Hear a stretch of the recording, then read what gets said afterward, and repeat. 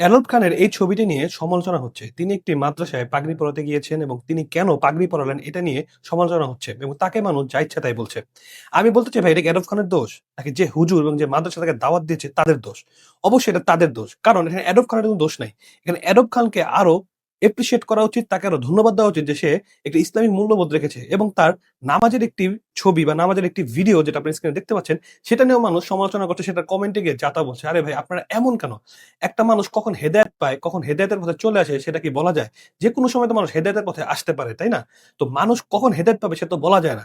এবং সে যে একটা পাগড়ির অনুষ্ঠানে গিয়েছে এটা তার দোষ না। কিন্তু যাকে যে দাওয়াত দিয়েছে সেটা দোষ। কারণ পাগড়ির অনুষ্ঠানে একজন আলেম থাকবেন, যারা উস্তাদ আছেন তারা পাগড়ি পরাবেন। এখানে একজন মডেলকে এনে যে কিনা সুদর্শন পুরুষ তাকে দিয়ে পাগড়ি পরানো এটা কেমন হয়েছে আমার কাছে এটা ভালো লাগেনি।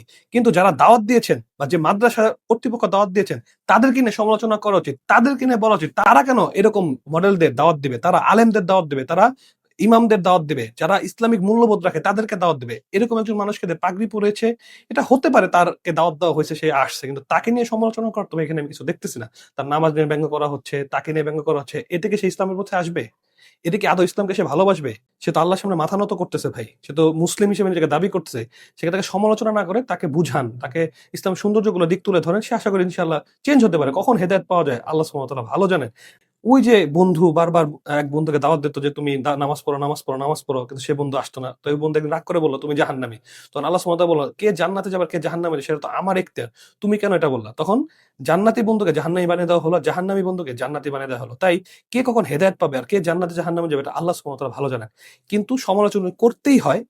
তাকে যে দাওয়াত দিয়েছে পাগড়ি পরানোর অনুষ্ঠানে তাদেরকে সমালোচনা করুন, যে মাদ্রাসার সমালোচনা করুন। আসসালামু আলাইকুম।